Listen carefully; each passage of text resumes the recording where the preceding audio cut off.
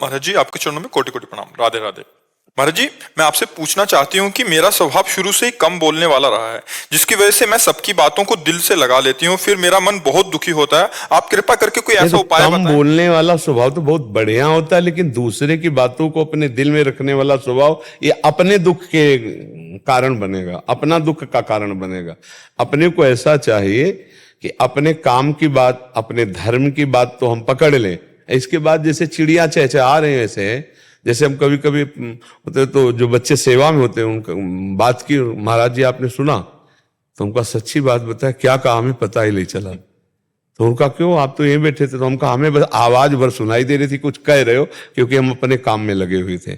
हमें काम की बात है तो श्रवणेंद्रिय सुनेगी, अगर काम की बात नहीं तो अभी हम ऐसे हो जाए तो आप बोलते रहो, कोई फर्क नहीं, हमारा चिंतन अपने चल रहा है। तो अगर सुखी होना है तो ये स्वभाव छोड़ना पड़ेगा कि हमको क्या कह रहा है सामने वाला। हमारे काम की बात है, धर्म की बात है, तो हम उसकी बात मान लेते हैं, सुन लेते हैं। और हमारे काम से बाहर की बात है तो बोलते रहो, आपका मुख है, आपके विचार हैं, आपका जीवन, उसे हम अपने हृदय पे नहीं लेते। और कम बोलना ये बहुत अच्छी बात है, कम बोलना अच्छी बात है। जब बोलो विचार करके बोलो, नहीं मौन रहो, नाम जप करो, पर दूसरे की बोली हुई बात अपने हृदय में मत लाओ, नहीं तो आप दुखी होते रहेंगे। संसार अपने स्वभाव से विवश है, जैसे आप अपने स्वभाव से विवश हैं। अब वो स्वभाव उसका मान लो तमोगुणी है, स्वभाव उसका प्रतिकूल बोलने का है, स्वभाव है उसका उपहास करने का। वो जब बोलेगा आप दिल में ले लेंगे, आप दुखी हो जाएंगे। तो ये स्वभाव तो ठीक नहीं है, इसमें तो बहुत परेशानी आ जाएगी। इसलिए बहुत अच्छा स्वभाव रखो कि मतलब की बात तो सुन ली, जो धर्मयुक्त है, जो अपने कार्य लायक है, बकाया छोड़ दिया। पूज्यपाद उड़िया बाबा जी कहते हैं, जैसे कोई विदेशी भाषा में हमारे सामने हमको गालियां दे तो हमें कुछ बुरा नहीं लगेगा। ऐसे साधु को, ऐसे भक्त को, ऐसे भजन करने वाले को, विवेकी पुरुष को चाहिए कि उसकी भाषा में जब उसकी निंदा हो तो उसको कोई फर्क ना पड़े और मुस्कुराकर चल दे, उसे भक्त कहते हैं। तो सत्संग आप सुनने आई हैं, आप साधु संग कर रहे हैं, तो कहीं ना कहीं आपके अंदर भक्ति है। अगर होती ना तो भगवान यहाँ क्यों भेजते? तो आप इस पर सुधार करो। दूसरों के द्वारा कहे हुए निंदनीय या दुखद वचनों को हमें स्वीकार नहीं करना। मानो जैसे पागल आदमी बोल रहा है, पागल आदमी की बात नहीं मानी जाती, नहीं सुनी जाती, नहीं बुरा लगता, हंसी आती है, पागल है ना। ऐसे ही जो उपहास कर रहा है, जो निंदा कर रहा है, वो भगवान की माया से उसकी बुद्धि अपहरण कर ली गई, वो बेचारा है, उसकी बात सुनने लायक नहीं। बातुल भूत विवश मतवारे, ते नहीं बोले ही बचन विचारे, तिनकर कहा सुनी नहीं काना। ऐसे लोगों की बात कान से सुनी नहीं जाती।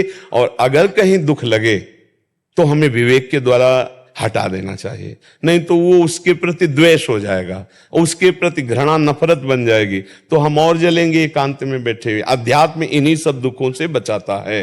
तो स्वभाव बहुत बढ़िया है ना बोलने का, लेकिन स्वभाव में ये बहुत गलत है दूसरे की बात अंदर ले लेने का। इसको काटना चाहिए विवेक के द्वारा, नहीं तो फिर इसमें ज्यादा अगर डूबोगी तो परेशानी आ जाएगी, मतलब बुद्धि को डिप्रेशन में चली जाए कि जिसको देखो वो हमको कटु वचन बोलता रहता है, जिसको देखो हमें सताता रहता है। आप बार बार ऐसा अपने मन को विक्षेप से युक्त कर लेंगे, तो इससे बचाइए आप। प्रसन्न रहना सबसे बड़ी साधना है, मुस्कुराना। अगर वास्तविक कोई हमें कष्ट दे रहा है तो हमारा कोई कर्म है, उसको पावन कर रहे हैं भगवान, और मस्त रहो, नाम जप करो, और ऐसा समझो कि भगवान की सुरक्षा में हो, कोई तुम्हारा बाल बांका नहीं कर सकता। जब नाम जप कर रहे हो तो जहां नाम वाणी वहां श्याम श्यामा तहां, नाम वाणी जहां श्याम श्यामा तहां। तो हम अगर राम राम बोल रहे हैं, कृष्ण कृष्ण बोल रहे हैं, हरि हरि बोल रहे हैं, राधा राधा बोल रहे हैं, तो हमारे पास प्रभु हैं। जब प्रभु हैं तो कोई बाल बांका कैसे कर सकता है? इसीलिए भक्त दहाड़ता रहता है, मस्त रहता है जी। नीरज शर्मा जी, मथुरा से। श्री हरिवंश महाराज जी, आपके चरणों में कोटि कोटि प्रणाम। गुरुदेव भगवान, जैसे कि आपके श्रीमुख से ज्ञात हुआ कि सतोगुण, रजोगुण और तमोगुण की 3 अवस्थाएं भजन को प्रभावित करती हैं।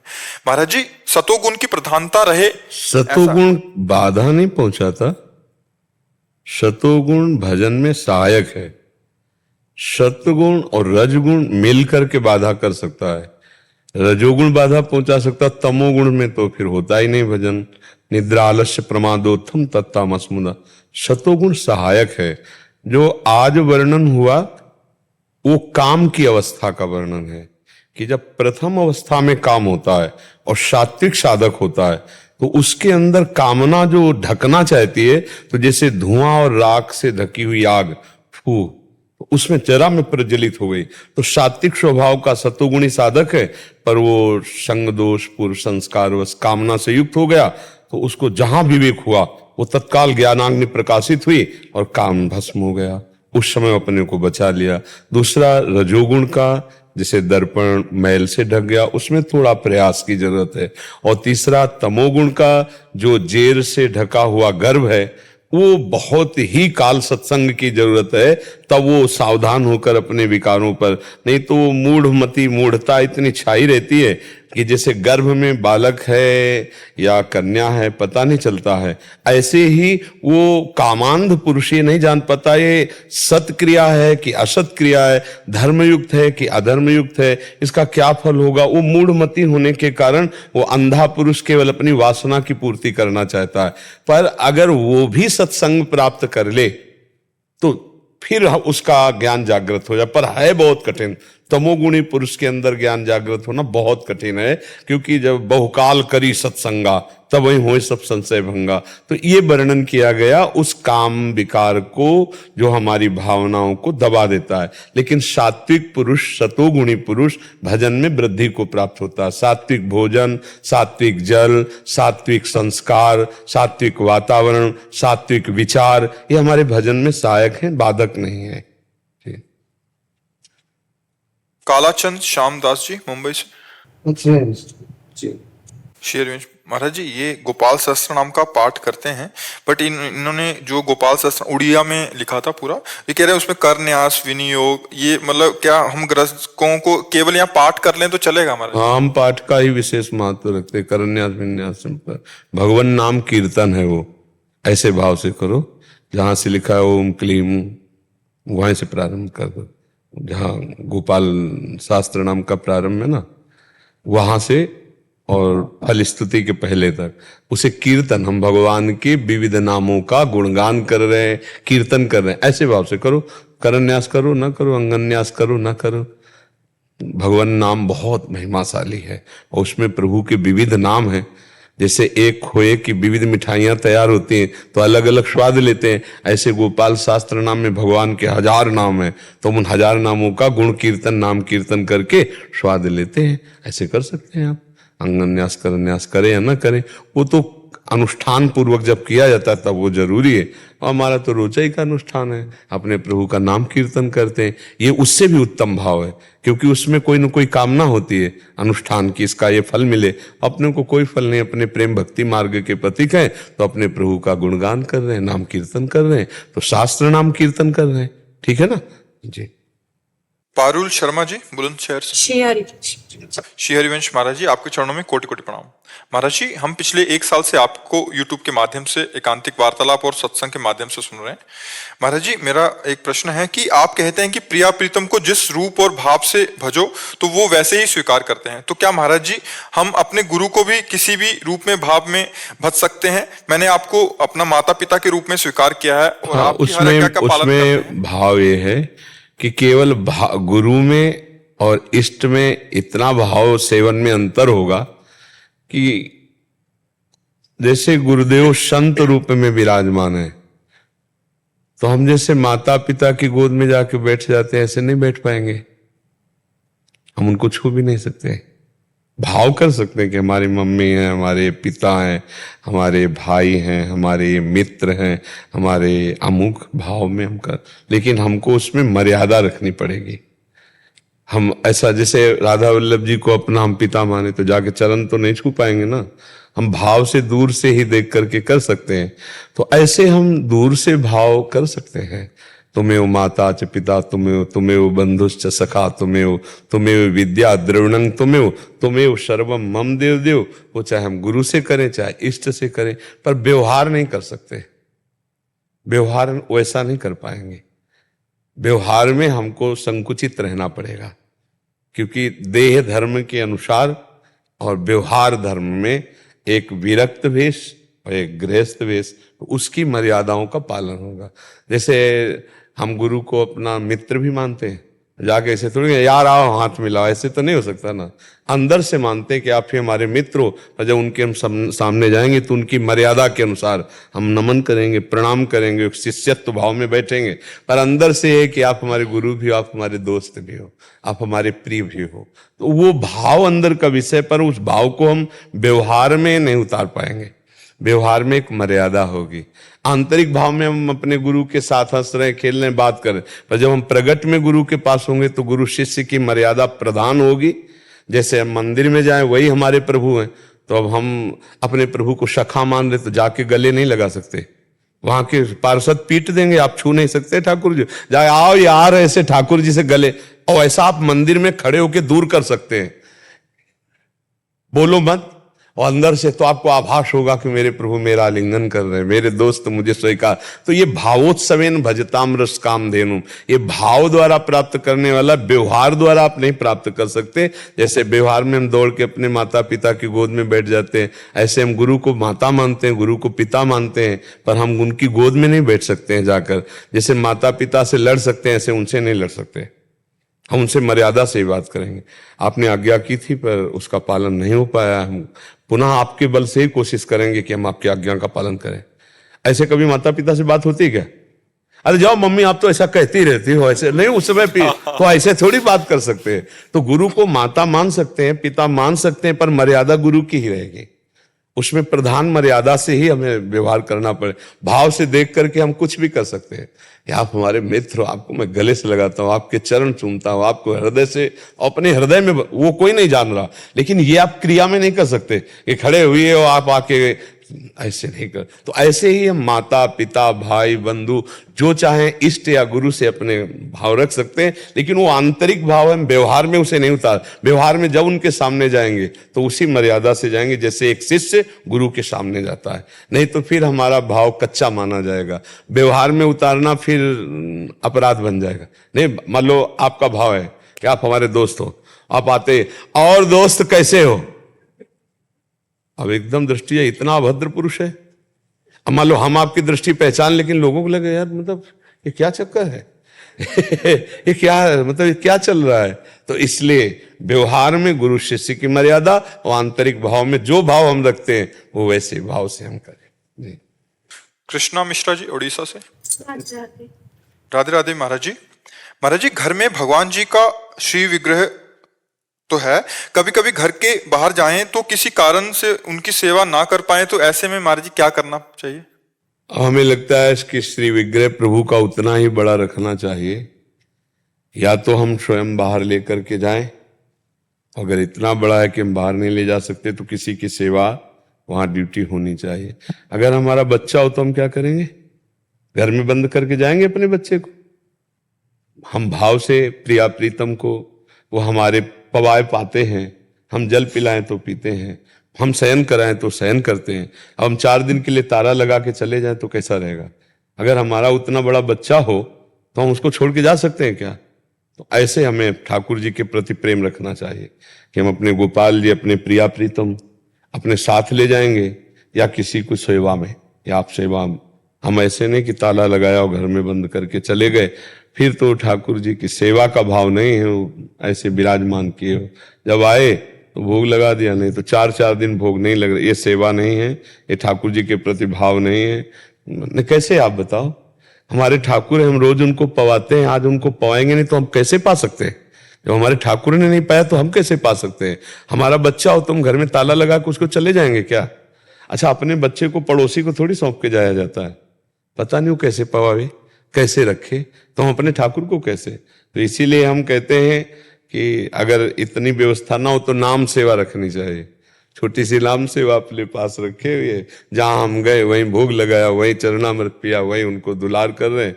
या अपने ठाकुर रखो तो सेवा करो, नहीं अपराध लगता है। ऐसे ठाकुर प्रदर्शन के लिए मत रखो कि यार रिश्ते नातेदार 4 लोगों को दिखाने के लिए रखें कि हम भी ठाकुर जी रखें, उनकी सेवा करो और उनको साथ रखो। जहां अगर मान लो रिश्ते नाते या दर्शन जहां भी जाना है तो साथ उनको भी तो थोड़ा घूमने का मन होता है, उनको भी साथ ले लिया। अपने ठाकुर अपने प्राण प्रिय होने चाहिए। जितने भी बड़े बड़े महाभागवत हुए हैं अपने साथ ठाकुर जी रखे। तो इसीलिए अपने लोग दो प्रकार की सेवा रखते हैं, एक बड़ी सेवा, एक छोटी सेवा। जैसे हमें जब कहीं जाना है तो हम अपनी नाम सेवा लेते हैं और चले जाते हैं। नाम में ही प्रभु का रूप विराजमान है। खूब ब्रजमंडल परिक्रमा, और तो छोटी नाम सेवा, स्नान करवाया, जो हुआ भोग लगाया। अपने बिना भोग लगाए हम पा नहीं सकते, ठाकुर को बिना पवाए पा नहीं सकते। तो ठाकुर जी घर में हैं, हम यहाँ हैं, तो उपवास, अगर वो उपवास तो हम उपवास। वो नहीं सोए तो हम भी नहीं सोएंगे। थोड़ा प्रीति तो होना चाहिए ठाकुर जी से। अब पता चले कि ठाकुर जी 4 दिन से बंद हैं, हम बढ़िया होटलों का भोजन पा रहे, तो वो ठाकुर जी की भोजन। कुछ लोग ऐसे होते, ठाकुर जी के पास सुबह चिरौरी और गिलास में पानी रख दिया, बस खा पी रहे मौत से अपना हलवा पूड़ी, ठाकुर जी के आगे चिरौरी रख दिया है, 2-4 दिन में फिर पानी बदल दिया। ऐसे नहीं, ऐसे ठाकुर सेवा नहीं करनी। जो हम पाएंगे पहले ठाकुर को पवाएंगे। हम हमारे सदस्य जैसे घर के हैं ना, ऐसे हम अपने ठाकुर को अपने घर का मालिक मानते हैं, तो पहले उनके सामने तो ठाकुर जी विराजमान करो, नहीं मत विराजमान करो। श्री जी के शरणागत जन जैसे और होते हैं तो उनके पास छोड़ सकते हैं? नहीं, अब जैसे आपके घर में 8 सदस्य हैं और आप घर से बाहर जा रहे हैं, तो आप उसके लिए 2 रूप बताए गए। प्रसादी किसमिस कर लिया, जेब में डाल लिया, जहां भी जय दिन जाएंगे पाएंगे। लेकिन घर के सदस्य और हैं शरणागत जन, वो श्री जी की सेवा कर रहे हैं, उनमें कोई परेशानी नहीं। अब अगर ये कि अपने घर में श्री जी हैं और हम सब रिश्तेदारी जा रहे हो, हम किसी पड़ोसी को दे रहे, तो हमारा अगर बच्चा हो तो हम पड़ोसी को देंगे क्या? पड़ोसी अपने बच्चे को जो प्यार करेगा वो हमारे बच्चे को प्यार करेगा क्या? वैसा तो नहीं करेगा ना। तो हमारा भाव हमारी श्री जी के लिए, उसका भाव अपने ठाकुर जी के लिए, तो हम अपने ठाकुर जी साथ रखें। हमारी बात यह है, वो चाहे नाम सेवा ही पास रखे अपने साथ। अगर आप आए हो, घर में और सदस्य हैं परिवार के, वो सेवा कर रहे हैं, चलेगा। लेकिन पूरे घर के सदस्य घर से बाहर हैं, हम अपने ठाकुर जी किसी को दे दें, तो मुझे लगता है कि कम ठीक रहेगा। महाराज जी, जैसे इनका ऐसा कहना भी है, जैसे एक कोटकपूरा में रहते हैं, वहाँ बहुत सारे अपने शरणागत हैं जो आप ही के शरणागत हैं, जो आपकी सेवाओं को समझते हैं, अष्टयाम सेवाओं को। तो क्या उनकी श्री जी के साथ अपनी श्री जी विराजमान करके ऐसा? तो आप क्या करोगे? आप बाहर जाके क्या करोगे? 24 घंटे रथ थोड़ी हो। 24 घंटे में एक बार जब टाइम मिला तो कम से कम श्री जी को नवाया, भोग लगाया, आरती किया, उनका जूठन प्रसाद पा रहे, अपने साथ रखने में क्या परेशानी? एक डलिया में है, अपनी श्री जी हैं, तो हमें तो हम क्यों किसी को दें अपनी सेवा? हम जा रहे हैं, पता नहीं दोबारा दर्शन कर पावे कि ना कर पावे। ऐसा भी तो खतरा का खेल है, ये माया नगरी है। तो हम मरेंगे तो साथ लेके मरेंगे समझ रहे ला, हमारी छाती से लगे हो गए। भाई मानो प्रारब्ध एक्सीडेंट हो गया तो ठाकुर जी को ऐसे लेके बैठते हैं, तो ऐसे जाएंगे सीधे ठाकुर जी के पास पहुंच गए, तो लाभ ही लाभ, हमारा घाटा तो है नहीं, हमारे प्रीतम हमारे साथ हो। महाराज थोड़ा ये रहता है कि जैसे धाम में आते हैं तो थोड़ी असुविधा रहती है। कोई असुविधा नहीं रहती, कोई असुविधा नहीं, ऐसा मत सोचो। 24 घंटे में एक बार स्नान करा दिया, 12-1 बजे जब गए, समझ रहे हो? और इसके बाद जो थोड़ा पेड़ा है, थोड़ा मिश्री है, केला है, सेव है, पवित्र फल भोग लगा दिया, और जो अपने को भोजन मिला वो दिखा दिया और पा लिया। एक बार स्नान करा दिए, 24 घंटे में कभी तो समय मिलेगा ना। हाँ, अपने घर के ठाकुर खेले कूदे। मान लो आप सुबह यहाँ सत्संग में आ गए, 8-9 बजे तक यहाँ कट गया, 9 बजे के बाद गए, स्नान कराया, भोग लगाया, आनंद से। हर समय हम उनके, अच्छा यहाँ आ रहे हैं तो श्री जी का मंगला हो रहा है, श्री जी की सेवा हो रही, तो आगे भावना करो कि श्री जी आके गुरु जी की श्री जी में विराजमान हो गए। फिर जब गए तो हमारे साथ श्री जी गए, अब वहां स्नान करवा रहे, वहां भोग पवा रहे। एक बार तो अपने हाथ से करना ही चाहिए। तो जब यहाँ हो तो यहाँ तो और आनंद है ना, वृंदावन धाम में एक बार कर लिया, उसमें कोई परेशानी नहीं, ठीक है ना। हाँ। कृष्णदास जी। जी महाराज जी। महाराज जी, साष्टांग दंडवत प्रणाम।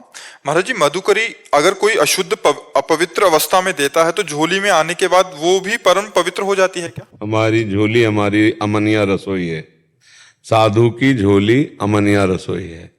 उसमें जो आ गया माधुकरी वृत्ति से, उसे हम अपने भगवत चरणारविंद का स्मरण करते हुए दिखाते हैं, प्रभु को दृष्टि भोग लगाते हैं, ऐसे दिखाते हैं, वो अमृत है।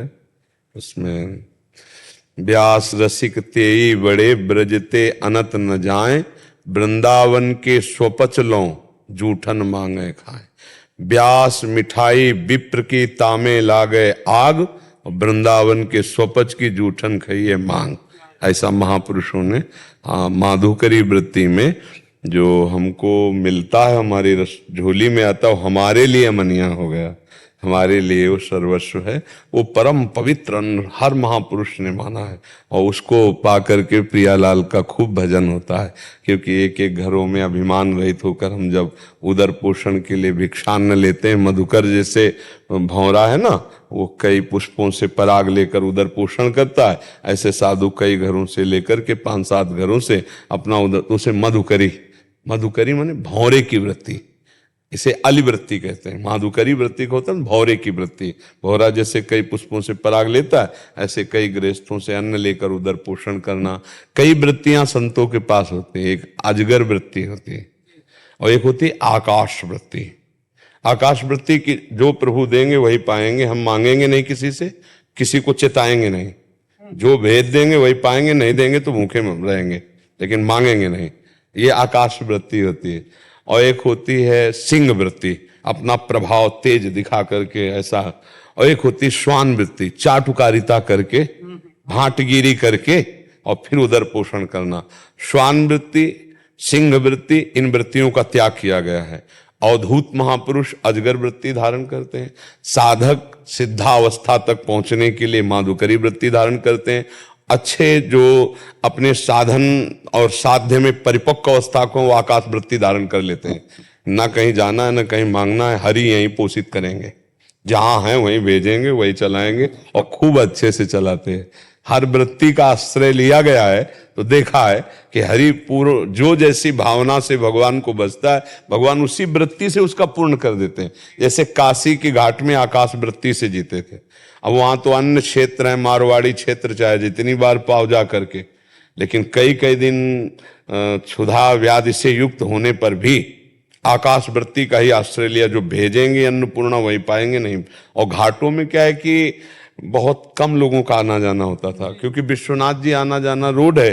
अभी इधर घाटों के किनारे तो शाम के 80 घाट आते थे, तो 80 घाट में चुपचाप बैठ गए, तो कभी कोई मीठा, कभी कोई सत्तू या कुछ ऐसे दिया। आकाश वृत्ति से बड़ा आनंद रहता था। जैसे कुछ भी मिल गया तो लगता था मेरे प्रभु कितने कृपाल है, देखो प्रभु ने दिया है। वो सीधे प्रभु के प्रति वृत्ति जाती थी।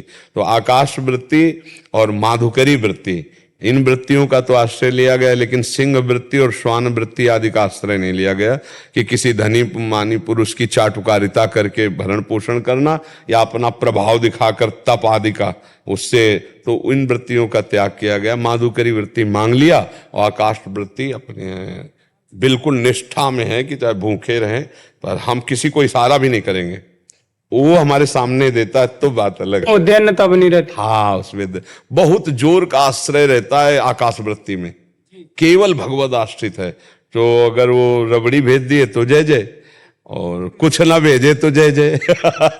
भूख पा लिया, जब नहीं आया तो भूख पा लिया, राधा राधा राधा ऐसे। जी महाराज जी एक प्रश्न है, बट महाराज जो करने वाला तो नहीं है, बट ये कि जैसे कोई आश्रम और कोई दूसरा गुरु भाई या शिष्य या ऐसे हड़पले और विश्वासघात करे और कहते हैं फिर उसका कल्याण नहीं, हमें हट जाना चाहिए। बाबाजी बनकर कभी मुकदमेबाजी में नहीं फंसना चाहिए।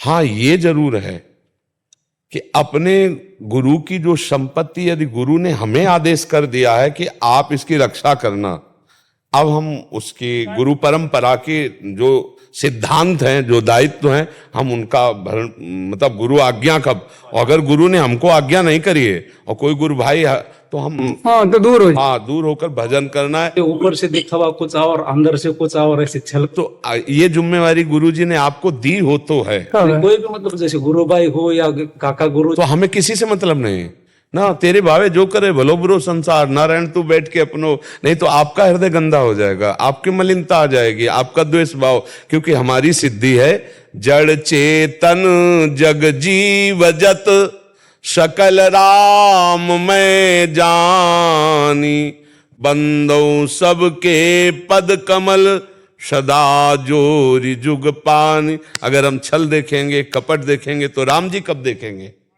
और हम राम जी देखने के लिए बाबा जी बने हैं। यदि हमारे गुरुदेव ने हमें आज्ञा कर दी है कि आपको ये वस्तु संभालनी है, तो हम प्राणपन से फिर उसको संभालेंगे, अगर गुरुदेव ने अधिकार भी दिया है।